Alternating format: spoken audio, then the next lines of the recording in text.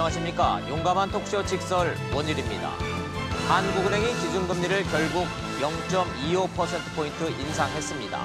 올해 마지막 열린 금융통화위원회에 고심이 컸을 겁니다. 이번엔 금리 올리는 게 기정사실이었는데 막판에 미국 연준 의장이 금리 인상 속도 조절을 시사하는 발언을 했기 때문입니다. 미국이 안 올린다? 그러면 우리도 한 번 더 동결해야 하지 않을까 이 고민이었을 텐데 결국 선택은 0.25%포인트 인상이었습니다. 침체된 경기, 1,500조 돌파한 가계부채. 그동안 금리 인상을 막았던 요인은 어떻게 풀어야 할까요? 본격적인 금리 인상 시대, 기업과 가계의 현명한 대처 방안 찾아보겠습니다.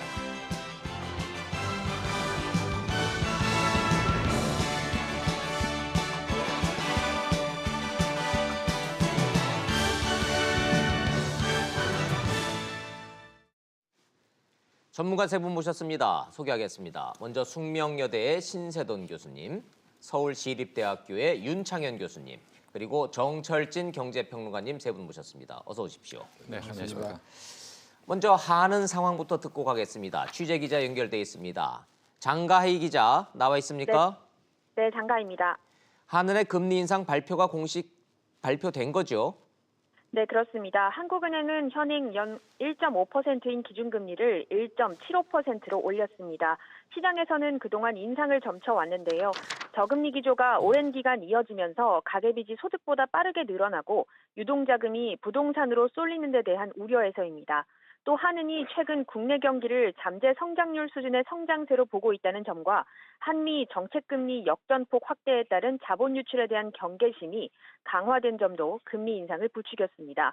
앞서 지난달 열린 금통위에서도 금리 인상 의견이 확대됐고 이주열 한은 총재도 최근 이번 달 금리 인상을 시사한 바 있습니다.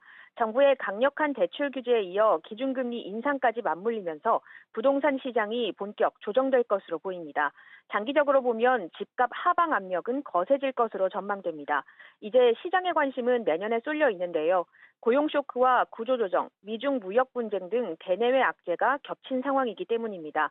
전문가들은 경기 둔화가 본격화되는 시점에서 급속한 추가 인상은 어려울 것으로 전망했습니다. 지금까지 SBS CNBC 장가입니다. 네, 잠시 뒤에 11시 좀 넘으면 이주열 한국은행 총재가 금리 인상 배경 설명할 겁니다. 그때 연결해서 다시 그 배경 설명을 들으실 예정이고요. 먼저 시정 상황부터 좀 정철진 평론가님께 좀 여쭙도록 하겠습니다. 네.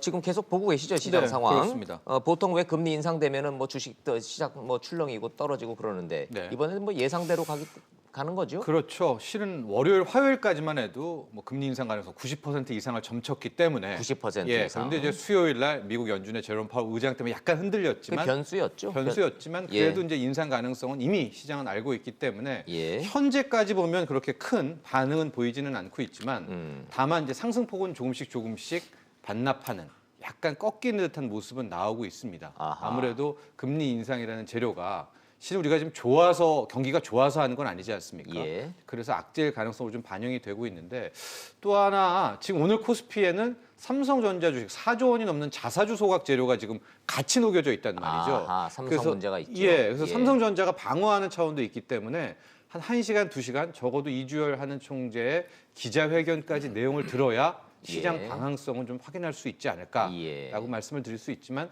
현재까지는 예상된 큰 충격은 없다. 0.25%포인트 인상이었습니다. 교수님들 반응 좀 여쭙겠습니다. 신세동 교수님, 0.25%면은 정말로 상징적인 의미의 인상이다. 이렇게 봐도 될까요? 아니면? 상징적인 것을 넘어서죠. 왜냐하면 넘어서나요? 1.5%라는 기준금리의 0.25니까 네. 이게 거의 상당한 10% 훨씬 더 넘는 수준 아니겠습니까? 11월에는 안 올릴 수 없을 거다라고 신 교수님 개인적으로 전망을 많이 하셨기 너무 때문에 늦었죠. 너무 오히려 늦었고, 금리 인상 시즌이 그러니까 늦었다고 한국은행의 본연의 역할을 예. 그동안 못했다. 보세요. 작년에 한 번 올렸잖아요. 예. 이제 금년에 한 번 올리는 꼴이거든요. 미국은 2015년에 한 번 올렸고요. 2016년에 한 번 올렸고 2017년에 네 번 올렸고 네. 이제 이번에 다음 달에 올리면 네 번이니까 지금 한국은행 패턴은 미국의 연준의 패턴을 거의 2년 뒤따라간다고 보면 되기 때문에 네. 저는 굉장히 늦었다. 늦었지만 이번에 올린 것은 적절한 판단이라고 평가하는 거죠. 조금 늦기는 했지만 올리는 것은 전체적인 이 경기 상황과 뭐 가계부채 문제 이런 종합적인 얘기를 이제 잠시 뒤에 나눌 테니까 잠시 뒤에 여쭙도록 하겠습니다. 윤 교수님도 뭐 예. 인상 쪽에 점치고 계속 전망을 하셨으니까 예, 뭐 인상할 거라는 것은 뭐 이제 분위기는 더 이상 피할 수는 없었다는 피할 거죠. 수는 버틸 없었던 만큼 것 버틴 같아요. 거고. 예. 미국하고의 이제 금리 격차 줄이는 부분도 있고 뭐 금융 불균형 예. 이런 얘기를 또 많이 하셨기 때문에 그러나 이 시점에 대해서는 여전히 국내를 보면은 최소한 동결이나 인하를 해야 될 시점이 아닌가 저는 그런 개인적 생각도 해봤는데 말씀인즉슨 지금 경기 상황이 너무 안 좋다. 너무 안 좋으니까 이제 자꾸 꺾이기 시작했고 예. 또 조금 더 안 좋다. 물론 뭐 오늘 뭐 10월달 조금 반짝 그 좋아졌다는 게 나오긴 했는데 뭐 추세로 보기에는 좀 힘들 것 같고요. 내년도에 대해서는 한국은행 스스로도 올해와 똑같다라고 예측을 했는데 예. 시간이 지날수록 이제 예측치가 떨어지고 있거든요. 예. 전망치, 성장률 전망치가. 성장률 전망치가 나빠지고 있는데 금리는 올리고 있는 이런 모습은 이제 상당히 곤혹스러운 모습이죠. 그래서 경기 불황은 저성장 고착화 수준으로 가고 있는데 금리 인상을 하면은 거기에 대한 부작용이 분명히 있을 거다를 지금 걱정하시는 걸로 그렇죠. 들립니다. 그리고 이제 그 제일 좋은 전망치가 올해랑 똑같은 거고 예. 다른 전망치들은 올해보다 나빠진다가 대부분이거든요. 아하. 그러니까 나빠질 거라고 예측하면서 지금 금리는 올리고 있으니 이제 경기만 보면은 조금 이게 이제 타이밍이 좀 애매한 부분이 있다라는 면에서 예. 이거를 이제 환영한다, 잘했다라고만 보기가 좀 힘든 면도 있다 이렇게 볼 수 있을 네네. 것 같습니다. 약간의 온도차가 좀 있습니다. 신 교수님은 지금 좀 늦었다라고 지금 평가를 좀 하셨고 윤 교수님은 필요는 했지만 지금 이게 부작용이 좀 우려된다고 그래. 결국은 금리 얘기를 하다 보면은 경기 전망 얘기를 안 할 수가 없는데 정평론가님, 네. 경기 전망과 금리 전망을 동시에 안 할 수는 없는데 오늘 금통위에서 0.25% 올렸다라는 이 시그널은 내년도 금리는 올라간다라는 전망으로 봐야 되는 겁니까? 아니면 일단 올려놓고 내년에는 버틴다는 쪽으로 전망을 해야 됩니까? 예, 조금 이따 왜 기자회견을 봐야 되냐면 한국은행이 지금 스스로의 역설에 빠져 있거든요. 분명히 이제 금리를 올렸기 때문에 예. 내년 뭐 경제 성장률 또 수정치를 낼지 안 낼지 모르지만 적어도 지금 2.7%를 유지해야지 이게 이제 원론적으로는 맞는데 예. 금리는 올려놓고 이제 조금 있다가 만약에 내년에 뭐 성장 전망치를 또 낮춘다면 이건 이제 그야말로 역설이죠. 성장률은 낮은데 금리를 올린다라는 것은 이제 통화 정책의 기본은 맞지 않는데요. 아하. 아마도 한국은행 같은 경우에는 그 역설을 택할 것 같습니다. 아하. 즉 경기와 경제와 상관없이 이제 금융시장의 안정, 뭐 가령 외자 유출이라든가 미국과의 금리 역전 차이라든가, 즉 원래 통화 정책의 기본이 되는 경기, 네. 그러니까 물가 상승률이라고 우리가 표현을 하죠. 예. 그것과는 별도의 아마 이제 판단을 했다. 이런 식의 설명을 그 이주열 하는 총재가 하지 않을까 이렇게 예상을 해봅니다. 그렇다면요, 저 신 교수님, 그 이 경제학 이론으로 좀 근본적인 좀 질문을 좀 드려야 되는데 한은이든 연준이든 원래 금리를 올린다 내린다 할 때는 항상 물가 얘기를 하지 않습니까? 물가와 경기가 과열됐다, 그러니 금리를 올려서 좀 돈을 줄여야 된다. 반대로 지금 물가가 너무 낮다, 그래서 좀 돈을 좀 풀어야 되겠다 해서 금리를 좀 낮춘다, 이런 식으로 설명을 하는데 지금 말씀들을 들어보면은 경기 전망이 좋지가 않다, 경제가 어렵다, 뭐 가계부채 얘기, 원래 이 한은의 금리 인하 결정을 할 때 가계부채나 경기 불황 문제가 그게 요인이 되는 겁니까? 경제학적으로?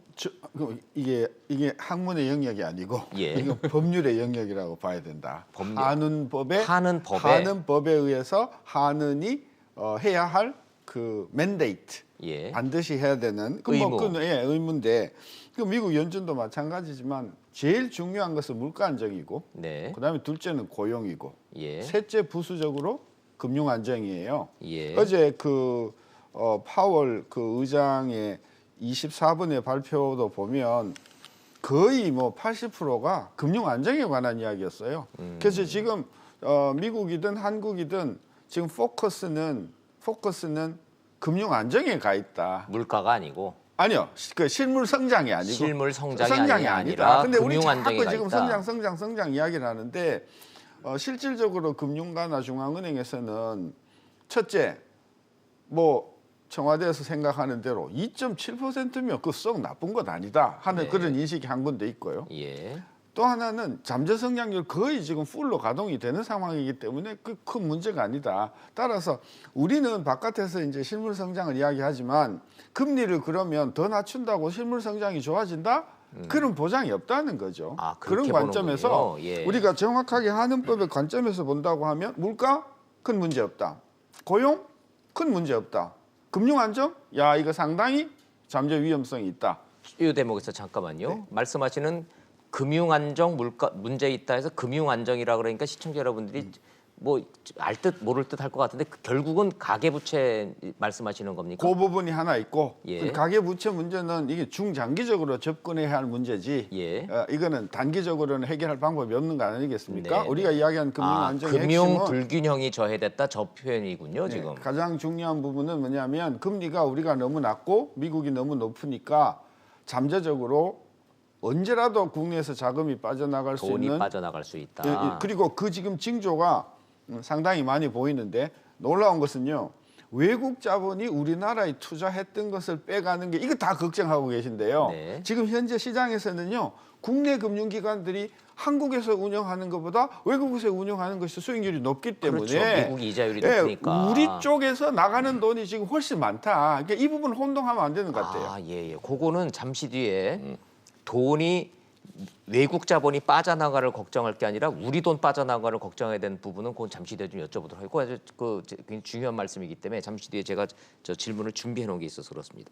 자, 그럼 다시 좀 본론으로 돌아가면 한국은행이 금리를 올리는 가장 결정적인 요인 물가, 고용, 금융 안정 중에 세 번째 금융 안정이 가장 큰 걸로 본다라는 말씀인데 동의하시나요, 거기는? 글쎄요, 이제 이 금리라고 하는 것을 어떻게 보느냐에 따라서는 이제 제가 볼 때는 현재 상황에 가장 어울리는 수준이 어디에 있느냐를 찾아가는 면도 있다고 봐요. 무슨 그러니까 추가 설명하신다면 우리나라 경제 상황 전체적으로 기준금리가 어느 정도 되면 가장 적절할까? 적절한 것이냐. 예, 그렇죠. 예. 그래서 이게 이제 올리고 내리는 데 따라서 통화량이 움직이기 때문에 그 자체를 부양책으로 볼 수도 있고 긴축 정책으로 볼 수 있는 면도 있는데 네. 그런 거는 또 있지만 또 하나는 현재 우리나라 상황이 어느 금리에 가장 어울리냐.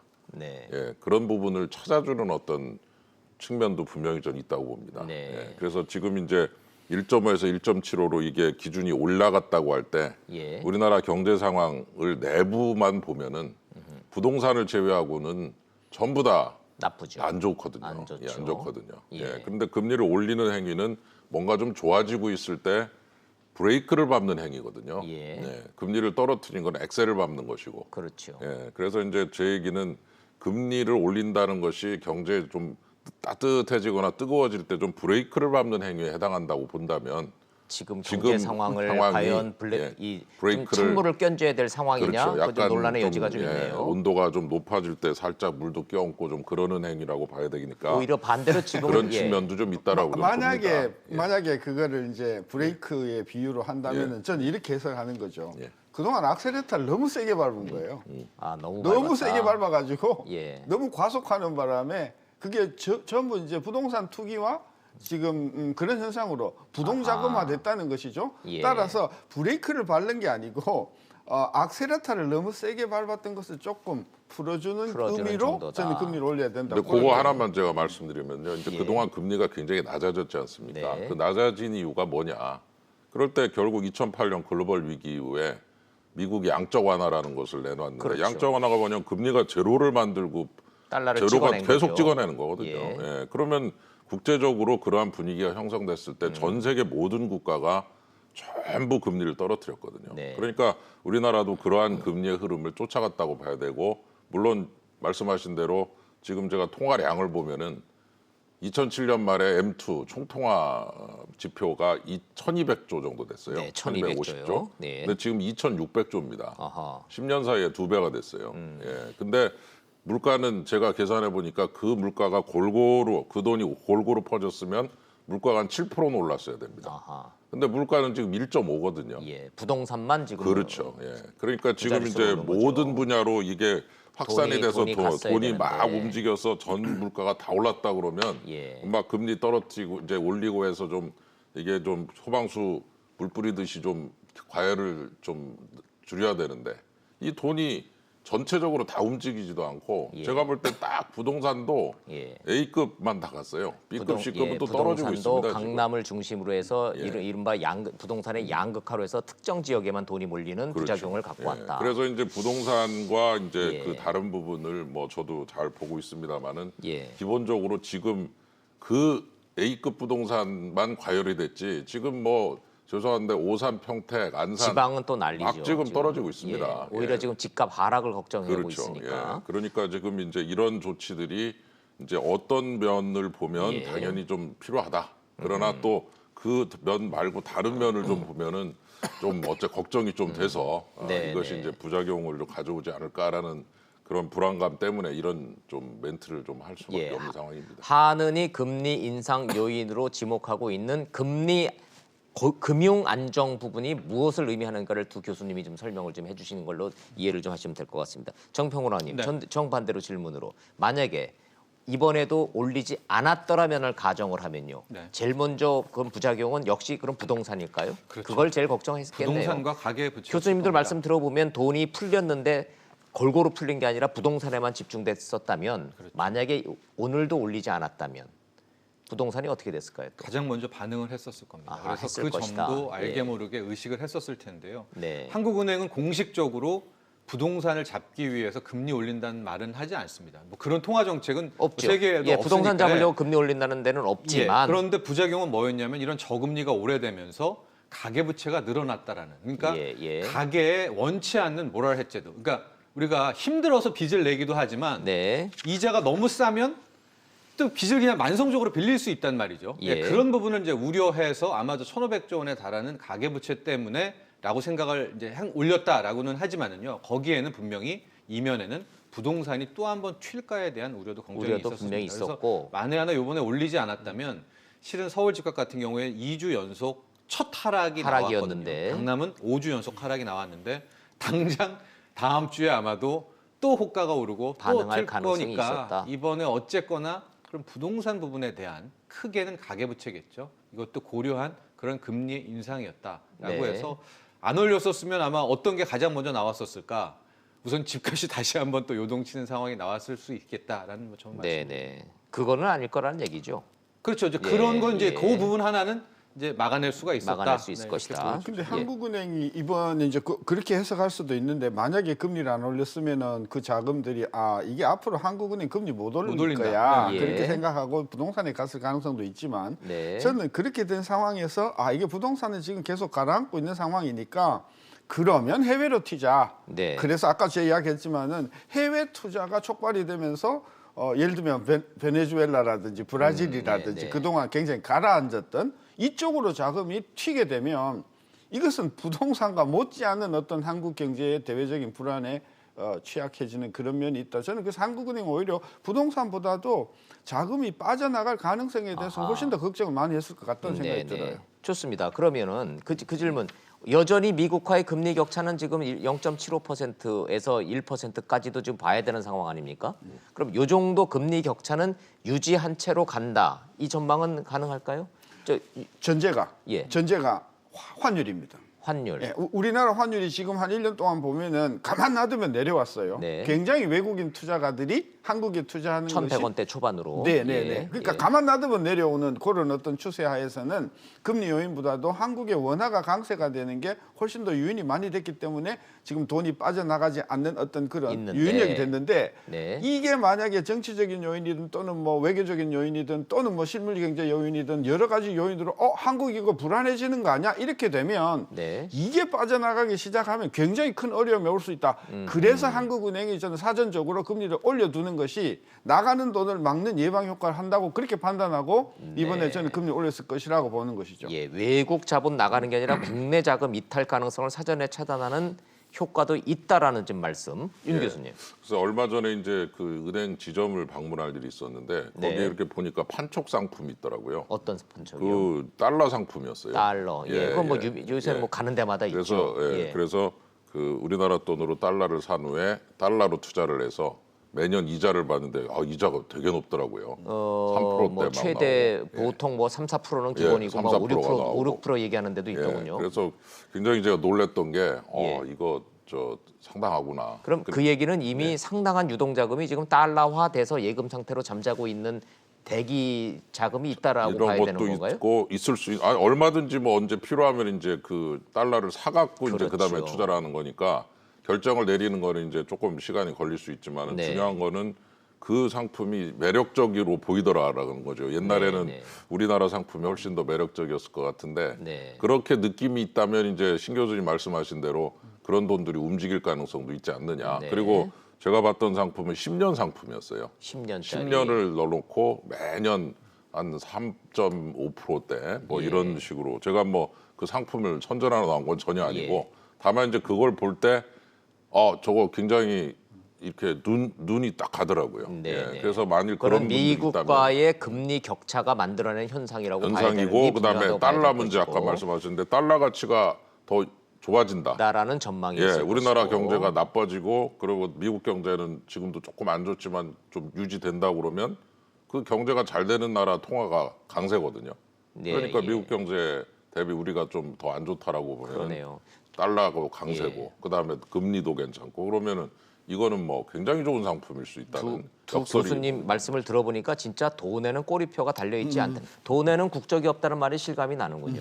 외국 자본이든 국내 자본이든 돈은 금리 높은 쪽으로 흘러가게 돼 있다. 찾아가게 돼 있다라는. 지금 그 말씀인 거죠? 그렇죠. 실제로 시장의 반응이 그랬었습니까? 뭐 그렇기도 한데 그럼에도 불구하고 한국은행이 요 정도 1%포인트 내지는 미국과의 격차가 예. 0.75에서 1%포인트면은 우리가 버틸만 견딜만 하다. 하다라고 생각하는 이제 이유 중에 하나는요. 일단 예. 실증적인 것과 뭐 검증적인 것 두 부분이 있는데 전례가 한 번 있죠, 저희가. 예, 전례도 있었지만 그게 이제 2006년에 6년. 예. 굉장히 1%포인트 1% 정도가 포인트. 났었습니다. 예. 근데 그때는 뭐가 문제였냐면 당시에는 큰 문제가 없었으나 그로부터 약 8개월 후에 이제 2008년 말 세계 금융위기가 터지면서 그때 앞부분이 문제가 됐었는데요. 네. 제가 보는 측면은 올해 같은 경우에는 주가가 2,600포인트가 한때 2,000이 깨지고 진짜 난리가 났었던 그렇죠. 한 해였었거든요. 예. 보통 이 정도라고 하면은 원달러 환율이 이미 1,200원은 가 있어야 됩니다. 야 정상인데. 예, 그럼에도 예. 불구하고 지금 1,130원대를 꿋꿋하게 버티고 있다라는 것은 뭘로 의합니까? 아마도 한국은행 입장에서는 우리가 4,200억 달러에 달하는 외환 보유고도 있고 오. 원화라는 통화가 과거에 비해서는 많이 좀 예. 절상이 되고 있구나. 가치 네. 평가가 아마 이런 점도 고려를 해서 하는 입장에서는 요 정도까지만 올려놓으면 네. 즉 1.75%만 올려놓으면 미국이 이제 다음 달에 12월에 올린다고 해도 이제 2.5 정도 네. 되지 않겠습니까? 네. 그러니까 그 정도 1%에서 0.75% 포인트 그 간의 레인지 격차만 내에서는 계속 유지를 한다면 아마도 뭐 큰 사건은 안 날 것이다라고 해서 하는 일단 요번에 올려놓고 네. 그 다음부터 또 미국 거 계속 보고 있다가 좀 1% 벌어지려고 할 때 한 번씩 네. 올리는 아마 이런 포지션으로 따라가려는 전략이 아닌가 이렇게 그렇게 보고 있습니다. 좋습니다. 이제 이해가 좀 됩니다. 시청자들이 이해를 좀 하실 것 같아요. 중간 정리 좀 하고 가죠, 교수님들.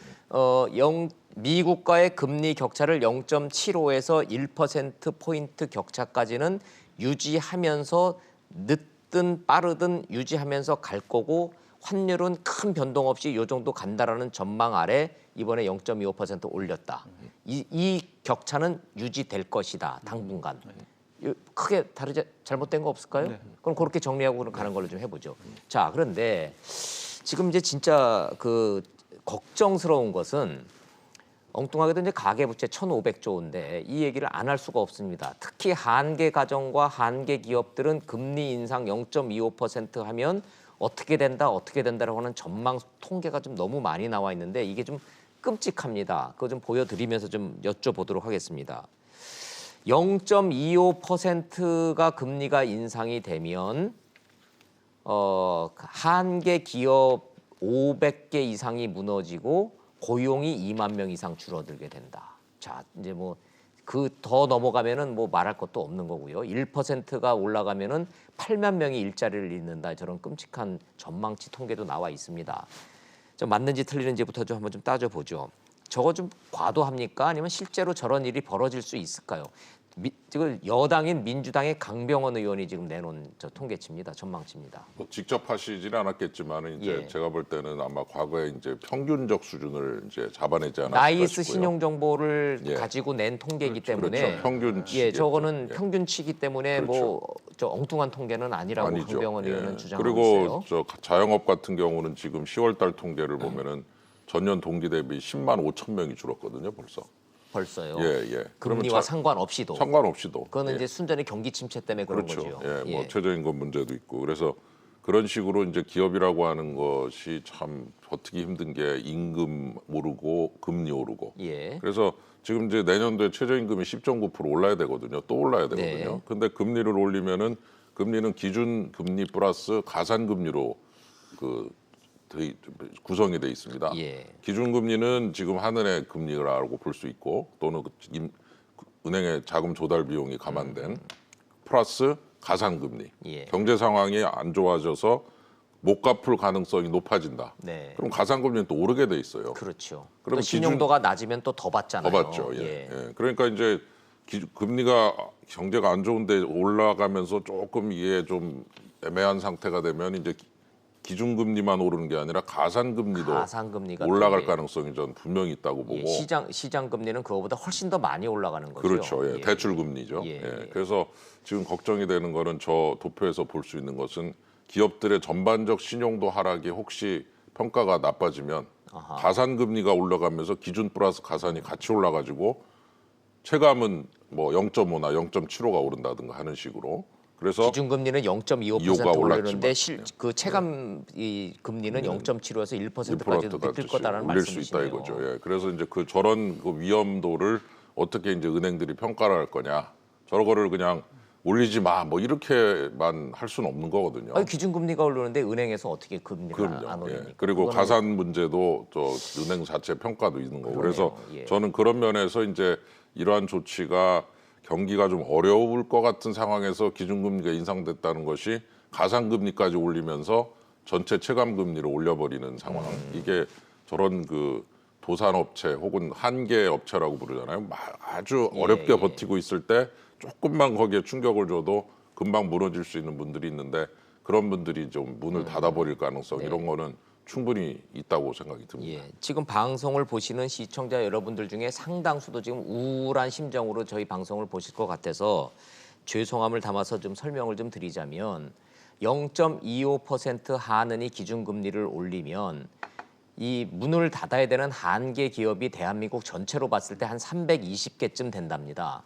그러면 그 업체들이 당장 문을 닫는 게 아니고 금리 올라가는 것만큼 사람을 줄인답니다. 먼저 사람을, 종업원을. 그게 2만 명이 넘는다는 통계 전망치입니다. 그러면 금리 인상이 되면 제일 먼저 직격탄은 잘려나가는 종업원, 피고용인이 될 것이다. 이런 얘기인데 신 교수님. 저런 이 메커니즘을 피할 방법은 없는 거죠. 금리가 올라가면. 없죠. 시장의 반응을 막을 방법은 없죠. 물리적으로. 저는 저 통계에 대해서 제가 엄밀히 들여다보지 못해서 그 숫자가 뭐 맞고 틀리고는 예, 그거는 뭐 부분에 강병원 그런 부분이 의원실에 분명히 예, 있을 거라고 봐요. 예, 근데 제 주장이니까. 계산은 이런 거죠. 아까 쓰러질 만한 기업들이 가지고 있는 부채를 종합적으로 500조라고 봤을 때 네, 그러면 금리가 1% 올라가면 부담이 5조 늘어나는 거죠. 네. 그럼 이번에 0.25 올랐단 말이에요. 그렇죠. 그럼 한 1조 정도 이자 부담이 늘어난단 그렇죠. 말이에요. 예. 그럼 그렇게 이 1조 정도의 부담이 늘어나서 저렇게 400개, 500개 몇만 명의 실업자가 발생하는가 저는 인과관계에 대해서 조금 따져야 될 부분이 있다고 있겠지만, 본 거고요. 예. 이게 금리가 올라가면 그럼 부정적인 효과만 있는 것은 아니라는 거죠. 긍정적인, 긍정적인 효과도 효과는 많죠. 보세요. 우리가 지금 예금이요. 아까 우리 윤 교수님이 M2 이야기하셨는데 M2가 2,600조거든요. 네. 2,600조 중에서 예금성 자금이 2,300조쯤 돼요. 대부분이 예금성이라고 그렇습니다. 그러면 이렇게 기준금리가 올라가면 예금금리도 같이 올라가거든요. 그렇죠. 물론 대출금리 올라가는 속도보다는 조금 제가 연구해 보니까 네. 기준금리 1% 올라갔을 때 대출금리가 평균 0.78 정도 반응을 해요. 네. 다는 반응 안 하고 예. 0.7 정도 예금 반응. 금리는 훨씬 낮게 반응을 그다음에 하겠죠. 예금금리는 0.3, 예, 0.4니까 절반 정도 돼요. 그렇다 하더라도 1% 올라갔을 때 2,300조 저축성 예금의 이자는 한 23조 정도 올라갔는데 네. 이번에 0.25, 4분의 1 올렸으니까 그것을 4분의 1로 나누면 한 6조 정도의 이자 소득이 늘어나는 것이죠. 네. 그러니까 자영업의 이자 부담이 1조 정도 어려운 자영업의 부담이 1조 늘어나는 그런 나쁜 효과도 있지만 그 가처분 예금을 가지고 소득이 있는 소득이 올라감으로 따라서 소비에 진작하는 효과도 또 분명히 있다. 있다. 저는 그래서 전반적으로 봤을 때 이것이 경기에는 저는 좋게 이야기하면 중립적이지 네. 반드시 이게 저는 부정적인 것만은 아니다. 저는 그렇게 해석을 하는 네, 거죠. 동전의 앞뒤면인데 정평론가님 시장은 어떻게 어느 게 먼저 반응을 할까요? 그건 뭐 예상의 영역이긴 한데 예, 일단은 언론은 제가 먼저- 시나리오를 두 개 얘기 드리고 예. 뭐 제 의견을 말씀드릴 텐데 베스트 시나리오가 일단은 있습니다. 베스트 어떤 게 시나리오 있을까요? 같은 경우에 이제 금리를 올리게 되면서 네. 이제 소위 말하는 가게들이 이제 금리가 올라가니까 빚을 더 내서는 안 되겠다. 네. 그러면서 가계부채 총량이 정부도 시행하니까 허리띠를 졸라맵니다. 네. 그런 찰나에 돌고 있는 이 유동성들이 뭐 은행으로도 가겠지만은 기업으로도 한번 가볼까? 그러면서 이제 막혔던 설비 투자라든지 게 가게 되면서 기업들이 다시 고용을 늘리고 가게들이 소득이 늘면서 이제 빚을 갚아나가는 네. 금리가 올랐기 때문에 이게 이제 베스트 시나리오라고 할 수가 있고요. 월스트 시나리오는 뭐냐? 예. 실은 10월 말 통계를 보면 우리가 1,500조 원의 가계부채를 빚진 사람으로 나눠보면 네. 1인당 8천만 원이 쥐고 있고요. 1인당. 예. 주택담보대출만 받은 사람을 따로 떼어놓고 나누면 내가 집 살려고 빌렸어라는 사람의 평균 한 1억 4천만 원 정도의 대출을 다 그 얘기는 안고 우리 있습니다. 지금 가계부채의 대다수는 주택담보대출로 묶여 있다는 뜻인가요? 그렇죠. 그러니까 1억씩은 다 이제 갖고 있는 예, 거예요. 내가 부동산으로 해서 예. 했어라고 하면 이제 1억 3천만 원, 4천만 원이 됐는데 네. 0.25% 포인트가 오를 때는 1년에 기계적으로 왜냐하면 이제 변동금리는 3개월, 6개월 반영이니까 기계적으로 하면 연간 한 230만 원 부담이 늘어나거든요. 네. 그러니까 뭐 그게 바로는 안 될 겁니다. 아마 그보다 더 적겠죠. 변동금리 천천히 오르게 되니까. 그래서 문제 이제 월스트 시나리오는 뭐냐? 가계부들이 빚을 줄여야 되는데 여력이 없는 거예요. 빚을 네, 못 갚는 네. 거예요. 그런데 이자 부담은 늘어나니까 이 가게들이 연체를 하거나 아니면 더 나쁜 조건들, 그렇죠. 뭐 이금융권 아니면 대부로 가서 더 큰 질 나쁜 대출을 일으켜서 현행 빚을 갚게 되고 악성 빚으로 간다는 얘기는 아까 예. 그 숫자에 1억에 25만 원이죠. 250만 원이 아니고. 0.25%. 예, 그렇죠. 연에 25만 원. 예, 25만 원인데 이제 원리금 포함해가지고 네. 이제 한 45만 원 된다라는 거 그랬는데 그건 정정을 하고요. 이제 그렇게 되면 월스트 시나리오는 뭐냐고 1,100조 원도 금리는 계속 올리지만 이게 경기가 좋아서 올리는 것이 아니다라고 네. 생각해서 투자로 안 가고 또 해외로 빠져나간다든가 또 아니면 부동산에서 머니 게임을 한다거나라고 하면 이게 완전히 혼돈에 빠지게 되는 이제 나쁜 이게 지금 월스트 시나리오가 시장이 있거든요. 베스트 시나리오로 가느냐, 월스트 시나리오 가느냐는 현재로서는 가늠할 수 없지만 그런데 확률적으로 보면 베스트는 힘들다. 즉 가게들이 허리띠를 졸라매고 내가 가계부채가 많은데 예. 금리가 올랐기 때문에 빨리 빚 갚아야 되겠다라고 마음은 먹을 수 있으나 네. 돈이 있어야 빚도 갚는 거 아니겠습니까? 윤 교수님이 예. 아까 말씀하셨던 경기 나쁜데 이게 그 예. 금리 올리는 게 좀 불안하다라고 말씀하시는 예. 거랑 맥락이 같습니다. 저는 하나만 추가하면요. 자영업자 부채가 600조쯤 돼요, 지금. 예, 그렇죠. 그러니까 가게 쪽에서 한 300조 받으시고 예. 그다음에 또 소상공인 대출 그 기업 쪽에서 300조 정도. 예. 대충. 600조면은 지금 1%면은 6조고요. 네. 0.25% 포인트면은 이제 한 1.5조인데 네. 제가 이제 아까 말씀드린 대로 그 체감 금리는 0.25 이상 오를 것이다라고 가정하면 0.5가 오르면은 3조고요. 예. 0.7 오르면은 7.5조 정도 아니요, 5조 정도. 자영업자들이 갚아야 되는 이자 부담 체감률이 생각보다 높을 굉장히 거다라고 높을 걱정하시는 가능성이 거네요. 높죠. 예. 그러니까 이제 이런 거죠. 금리를 더 받을 수 조금 더 받는다, 덜 받다가 더 받는다는 망하는 거랑은 상관이 없어요. 네. 조금 더 받나 덜 받아도 하여튼 돈을 받는 거니까. 예. 근데 금리를 내는 사람은 더 낸다 하고 덜 낸다가 다를 수 있는 게 더 내게 되면은 아예 문을 닫는 수가 있는 거죠. 그렇죠. 예, 예. 그건 그 죽음을 의미하는 거니까. 그렇죠. 일종의 예. 법인의 죽음이죠. 그래서 이쪽에 그 덜 낸다 더 낸다는 사망 확률. 그러니까 예. 법인의 사망이죠. 전 부도가 법인의 사망이라고 보는데 그 그런 가능성이 있지 한계 않느냐. 선상에 걸려 있는 가게와 중소기업들, 영세 자영업자들이 너무나 많다라고 좀 많이 걱정을 있다고 하시는 저는 보고 거네요. 있고 지금 최저임금 20% 오르는데 거기에 또 금리가 또 올란다 한 1% 네, 오른다 네. 그러면은 그거 두 개를 합쳐놓으면은 하나씩 따로 놓고 보면은 뭐 그런 대로 어떻게 될 수 있겠지 하지만 예, 예. 그걸 합쳐놓고 보면은 굉장히 클 수가 있죠. 이 지금 한계에서 상황. 저희가 보여드리는 저 자막을 보시면 시청자 여러분들이 이렇게 보시면 저게 하는 자료입니다.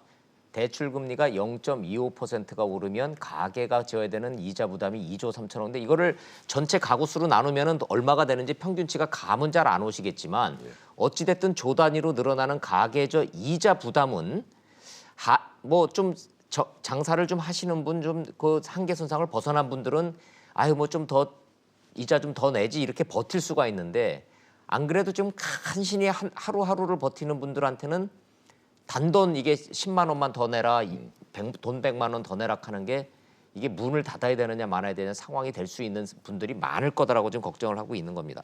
신 교수님, 뭐 신 교수님 이제 이게 꼭 나쁜 효과만 있는 건 아니라고 그러는데 말씀대로 이자 부분이 올라서 좀 가처분 소득이 늘어나서 그게 내수진작으로 돼서 하는 긍정적인 효과도 있을 거다가 이런 걱정들을 좀 불식할 만큼 선순환 구조로 갈 가능성도 있습니까? 좀 희망적인 얘기도 좀 저는 해주시죠. 기본적으로 제가 가지고 있는 입장은 그동안 악셀레타를 너무 세게 밟았다는 거죠. 예. 돈을 너무 많이 풀었다는 거죠.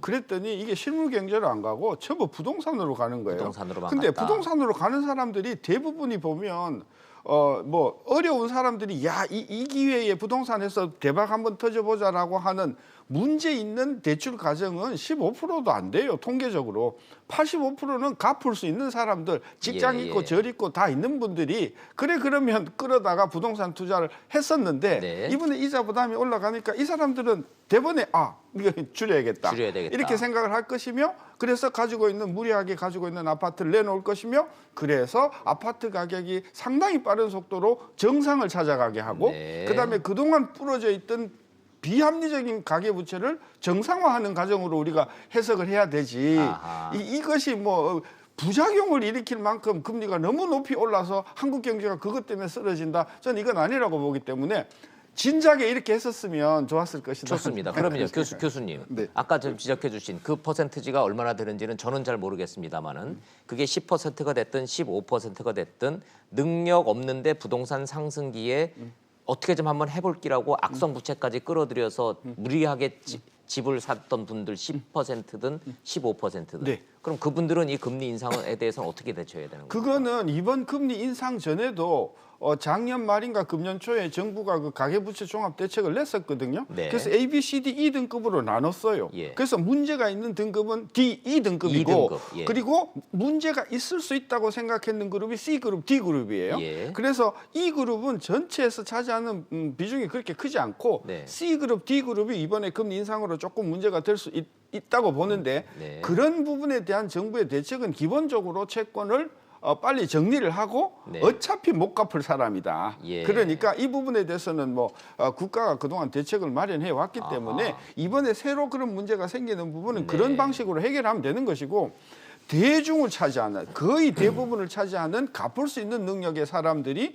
무리한 대출을 끌어다가 무리하게 부동산 투자한 것을 이번 기회에 확실히 그 교훈을 가르쳐주는 차원에서는 전 예. 미루었으면 안 된다. 이제 그런 입장이죠. 저도 너무 예. 동의하고 교수님이랑 뭐 얘기할 때마다 선제적 우리가 금리 인상을 했었는데 실기했다라는 이제 많이 지적을 했기 금리 때문에 인상 실기로는 예, 이런 뭐, 논리 네, 때문에 나온 예, 거죠. 그 나온 건데 예. 지금 이제 또 하나의 딜레마 내지는 이제 부작용을 우리가 생각해 볼 수가 있는 게 네. 여기서 이제 0.25% 포인트 올렸을 때 이제 소위 말하는 사람들이 그동안 투기 좀 했던 사람들이 이제 안 되겠다라고 해서 이제 자기가 집을 줄이거나 네. 시장에 물량을 내놓거나 해서 조금씩 빠져나간다면 이게 소위 말하는 연착륙이 됐는데 네. 지금 이제 문제가 우리나라 가계의 특성은 뭐냐면 내 집은 지키자라든가 네. 버텨보자라는 이제 쪽으로 나올 가능성이 있단 말이죠. 집 하나는 갖고 있어야지 이런 식으로요. 예, 그런 식으로. 그러면 이제 0.25% 올리면 주택담보대출 좀 올라가지고 한 뭐 고정은 지금- 4.8, 뭐 이 지금 정도 얼마까지 간다면 올라갔습니까? 한 4.8, 4.9까지가 나와 있죠. 그럼 시중에서는 뭐 이미 주택담보대출 5% 시대 이렇게 언론에서 많이 쓰고 있는데 그 왜냐면 정도 이제 봐야 신용이 돼요. 나오니까 그렇지만 이제 가산금리도 있고 적금 몇 개 들고 하면 이제 한 여전 4.9 정도가 되는데 4.9 정도 예. 보시는군요. 4.9에서 안 내놓는 겁니다. 아하. 그렇다면은 어쨌든 이자 부담 때문에 소비는 줄이는데 부동산은 막 이 이탈자가 나와야 되는데 안 나온단 말이죠. 버틸 때까지 버틴다는 버틴다. 거네. 그럼 이제 어떻게 합니다. 또 나오게 하려면 또 금리를 올려야 되죠. 예. 그럼 이제 어디까지를 올려야 이 이탈자가 나오느냐. 근데 그 올릴 때까지의 소위 말하는 소비 여력과 소비는 완전히 내수가 더 네. 이 줄어들게 될 텐데. 그러니까 한국은행도 이게 제가 충분히 그 딜레마는 알겠지만은 과연 연 4.9%의 주택담보대출 금리로 이 소위 말하는 이제 투기했거나 갭 투자했던 분들이 물량을 던질 건가? 그럼 던지게 하려면 한 진짜 제가 보기에는 두세 번은 더 올리면 이제 던지게 예. 되는데 그 던지게 하려고 더 올려야 되는가? 그새 버틸 때 가게들이 허리띠를 졸라면서 소비가 준다면 그 자영업자들과 소상공인은 또 그 어떻게 해야 부분에 되는가? 대해서 그 부분 생각이 조금 다른 게 네. 던질 경우에 그럼 던진 걸 누가 받는데요? 받을 사람이 없다는 거죠. 그렇죠. 그래서 던지려고 하는 게 문제가 아니고 던지려 하더라도 받을 사람이 없기 때문에 저는 던지려고 하는 사람들이 던지지 않고 갖고 있는 이유는 갖고 있을 만한 여력이 되기 때문에 갖고 있다고 보는 것이죠. 그러니까 이 정도 금리 올라가면 네. 나는 끄떡없이 조금 버틴다. 버틸 수 있다. 그렇기 때문에 정말 못 버티는 사람들은 그리고 경매로 가는 거죠. 정부가 정책을 가지고 그런 것을 건드리려고 접근하는 것 자체가 저는 발상이 잘. 예를 들어 볼게요. 강남에 가면 뭐 한 60평, 70평 아파트가 뭐 50억, 40억 하는 아파트들이 있어요. 네. 그게 가격이 오른다고 막 2배, 3배가 된다고 그걸 잡으려고 정부가 손을 댄다는 것은 그건 난센스다. 왜냐하면 돈을 가지고 있는 사람이 갖고 있는 게 돈밖에 없는 분들이 그 몇 개 가지고 그렇게 막 몇 배씩 올리는 걸 가지고 네, 네. 조선 천지의 모든 부동산이 다 같이 그렇게 올라가는 것 같이 생각을 하면 저는 네. 정책이 잘못. 일반 대중으로 생각을 했을 때 저는 그동안 너무 이자가 낮았고 너무 과도하게 대출이 되었고 네. 부동산에 이제 거품 이건 좀 조정하자 그런 그리고 차원이. 부동산을 볼 때는 저 아까도 말씀드렸지만은 세 등급으로 나눠서 봐야 된다고 좀 봐요. 같은 시장이 아니라는 거죠. 이게 네. A급, B급, C급이 있고 네. B급은 유지되고 C급은 떨어지고 있고 네. A는 막 올라가려고 하다가 좀 주춤하고 있고 또 네, 올라가고 네. 그러면은 지금 이런 조치들이 어떻게 그 효과를 내느냐? 예를 들어 다주택자 집 팔아라 그랬더니 B하고 C만 매물이 나와요. 네. A는 잘 안 나오고 그렇죠. 오히려 뭐 일부에서는 농담 같은 얘기지만 똘똘한 한 채라고 그래가지고 네. B, C 팔고 A로 가더라는 거죠. 그러면은 예를 들어서 정부가 A만 보면 안 되는 거고 네. C도 봐야 된다. B도 봐야 되고 그래서 그쪽에 그 어떤 돈의 흐름에 대해서 아주 민감하게 그거를 다뤄야 되는데 전체를 그냥 한 통속으로 놓고 다루면은 B, C만 전부 그냥 그렇죠. 엉망이 되니까 또 하나의 그 금융 불균형 양극화 내지 가계 양극화, 자산의 양극화가 네. 생길 수도 있기 때문에 이 부동산 정책을 감안을 하지 말라는 건 아니지만 이 돈을 움직이는 전체로 볼 때는 아주 조심스럽게 문제를 봐야 된다고 저는 생각이 듭니다. 결국은 교수님들 말씀 듣고 저 평론가님 얘기 들어보니까 금리는 부동산하고는 관련 없는 정책이라고 그러지만 사실 금리는 결국은 부동산하고 떼어낼 수가 없네요. 떨어지지가 않네요, 논의가. 예. 그러나 명분상으로는 그렇게 예, 하면은 공식적으로는 안 되죠. 뭐 네. 부동산하고는 관련 없다고는 얘기는 하지만 부동산에 이 쏠린 이 자금을 어떻게 할 건가에 대한 고민하고 있다는 얘기로 이해하면 될 것 같습니다. 좋습니다. 그럼 다시 본론으로 좀 돌아와서 한국은행이 지금 그 고민 중에 하나가 한국의 그런 물가 수준은 그럼 어떤가라고 하는데 참 이건 저는 이해가 안 돼서 좀 이건 좀 여쭤봐야 되겠습니다. 이건 시청자들도 이해가 잘 안 될 것 같은데 물가 상승률이 1.5%다? 더군다나 뭐 그 이 장바구니 물가 뺀 근원 물가는 더 작년보다 더 낮아서 물가는 오히려 낮은 게 걱정이다라고 지금 돼 있는데 그 잘 이해가 안 됩니다, 교수님. 네. 아니 가정주부들 얘기만 해도 당장 저만 해도 또 온 세상에 지금 안 오르는 물가가 없는데 체감적으로는 야 이거 거의 작년 대비 10% 정도 물가 오른 것 같은데 1.5%라니요? 이게 왜 이거는 무슨 괴리입니까? 그러니까 우리가 이제 한국은행이 물가 관리를 한다고 했을 때 관리하는 물가는 어떤 특정 제품의 물가가 아니고 종합적인 물가 지수로 관리하는 거거든요. 네. 근데 그러다 보면은 예를 들면 어떤 특정한 물건 값이 굉장히 많이 올라가서 사람들이 피부로 굉장히 느낄 수는 있지만 전체로 보면은 아하. 물가 지수는 뭐 2% 정도면은 저는 30년 전에 그 대학원에서 공부할 때 우리 그때 물가 뭐 상승률이 보통 뭐 10몇 프로였거든요. 야, 네, 대한민국은 언제 2% 물가 한번 못 해보나 하는 게 이제 수건이었는데 네, 한 자릿수 지금 물가는 물가죠. 저는 물가는 그리고 최근에 아하. 이번 한 서너 달 전에 유가가 폭발적으로 올랐을 때 이제 휘발유 값이 굉장히 올라가니까 사람들에게 물가 불안이 어떤 그런 큰 영향을 많이 줬었는데 이게 네. 또 거꾸로 곤두박질 치잖아요. 맞아요. 저는 예. 물가는 지금 현재 큰 이슈는 뭐 미국이든 한국이든 아니라고 봅니다. 그렇군요. 그 저기 사회자께서 말씀하신 이제 그 부분이 아주 중요한데 통계청장이 얼마 전에 그런 얘기를 한 적이 있어요. 그 소득계층별로 쓰는 물건이 다르지 않냐. 소득 계층별로. 별로. 예. 예를 들어 좀 저소득층은 아무래도 식품 비중이 높지 않겠습니까? 소위 그러니까 이제 엔겔 장바구니 물가가 그렇죠. 올라가면 서민들은 물가 굉장히 올랐다고 힘들죠. 난리인 거예요. 예. 그래서 그 소득계층별로 제일 많이 쓰는 물건을 따로 놓고 그 물건들만 가지고 물가지수를 소득계층별로 따로 한번 발표해 보겠다. 자 그렇다면 그러면요. 그러면 이제 지금 예. 말씀하신 대로 자기 소득의 대부분을 식품에다 사용하시는 분은 예. 식품 오른 비중이 굉장히 높죠. 자기 그 입장에서. 아하, 그러면 예. 물가 상승률이 막 7% 8% 될 수도 있죠. 예를 들어서. 자, 그 얘기인즉슨 교수님 말씀대로라면 예.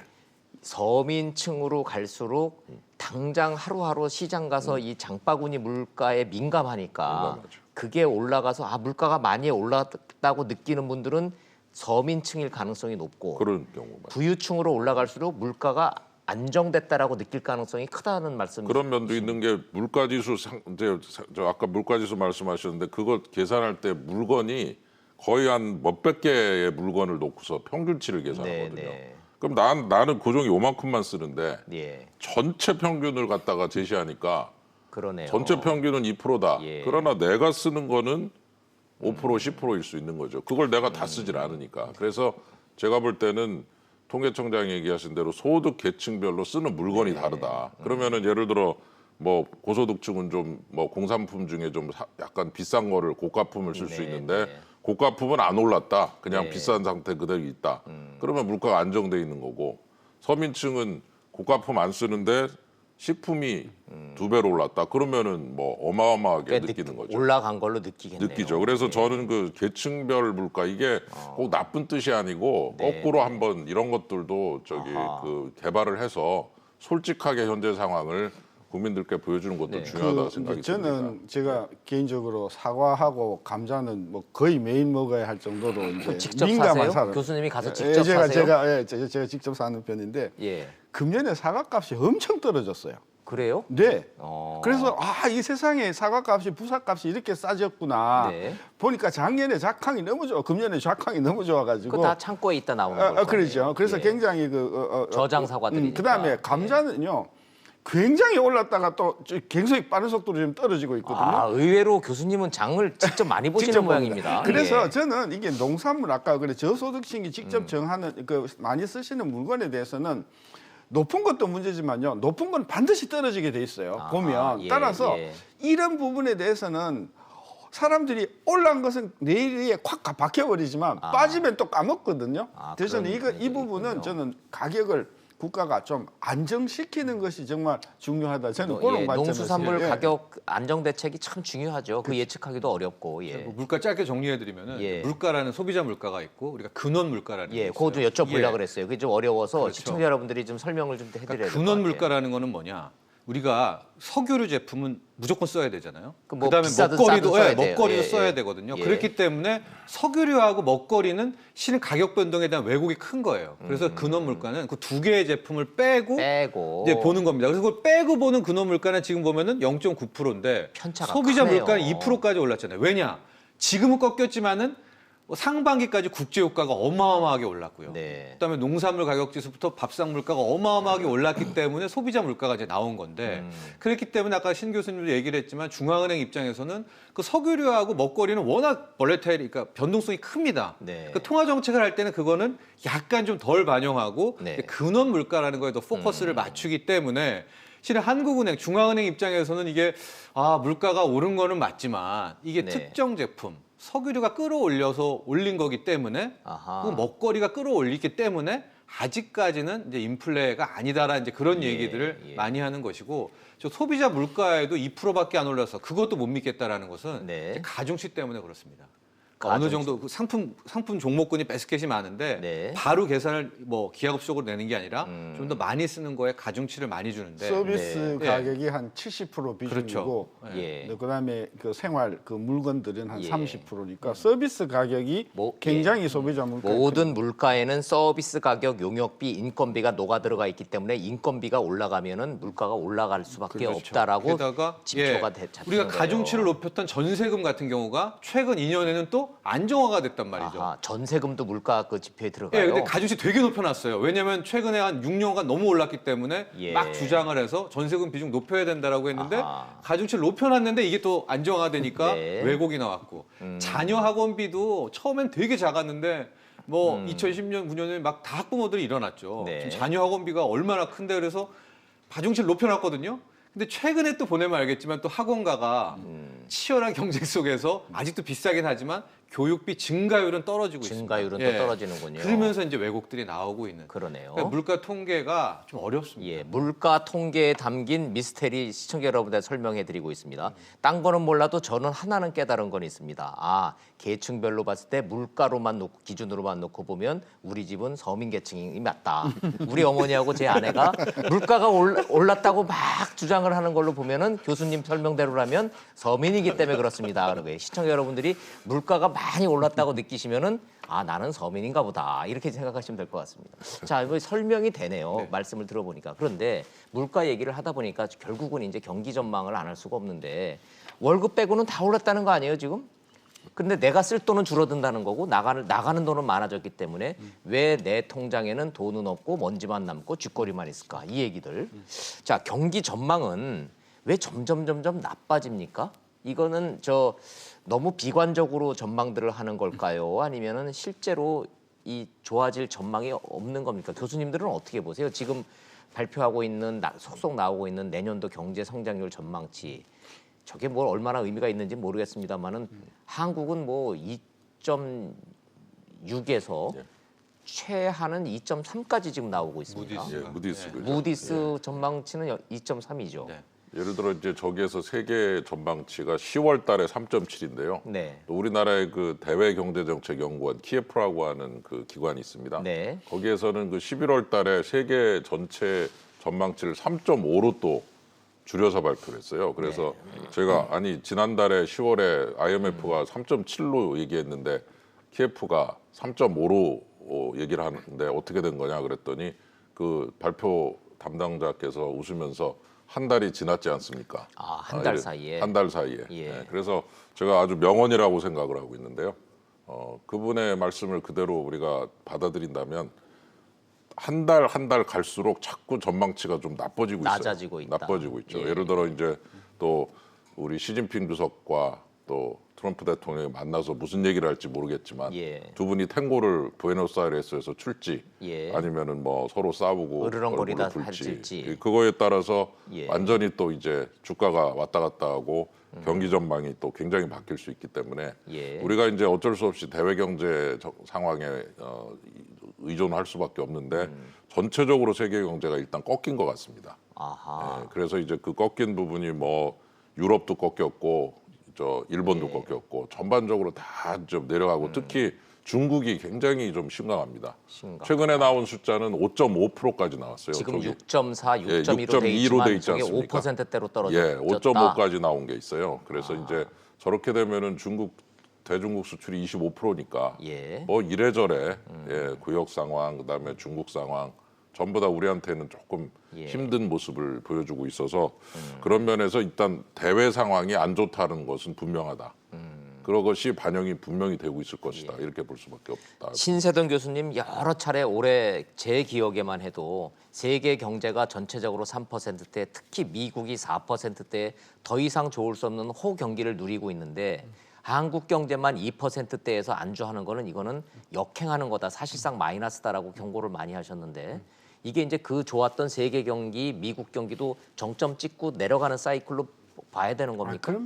그럼요. 그리고 그렇게 단언하셔도 될 그럼요. 그런 근거가 있나요? 왜냐하면 그동안 금리가 그러니까 너무 낮고 그다음에 예. 모든 나라들이 양적 완화를 통해서 돈 엄청 풀었기 때문에 그 덕분에 미국을 포함해서 경제가 좋았는데 아시다시피 미국은 2015년서부터 그다음에 이제 다른 나라들도 점점 앞으로 상황이 안 좋겠구나 해서 양적 완화를 서두르고 있는 이런 상황이다 보니까 네. 미국이 주도하는 양적 완화 금리 상승으로 인해서 세계 경제가 꺾이는 것은 확실하고 아하. 거기에다가 이제 미국이 살겠다고 중국하고 이제 맞짱을 뜨자고 저렇게 선언해 놓은 상황이기 때문에 그것 때문에 전 세계가 더 지금 앞으로 불안해지면서 금리 상승, 무역 전쟁 이런 것들이 이제 전 세계 전망을 확 꺾어뜨리는데 결정적인 역할을 했죠. 그럼 세계 경기 좀 꺾였고 지금 그것 때문에 충격이 있을 거라고 보시는 거네요. 거기에다가 이제 우리는 또 문재인 정부 들어와가지고 상상도 못했던 정책들이 가해지면서 예. 이게 예. 이제 한국은 더 빨리 추락하는 하나의 빌미를 줬다는 것이죠. 그거는 뭐 다른 결이 또 다른 얘기니까 그쵸. 오늘 다음 경우에 하는 걸로 하고.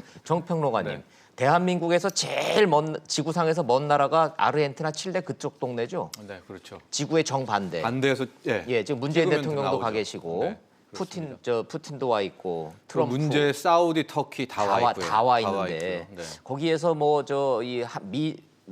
한미 정상회담 빼고 제일 관심 있는 거는 역시 미중 무역 담판인데 네. 그거 걱정까지 지금 해야 돼요.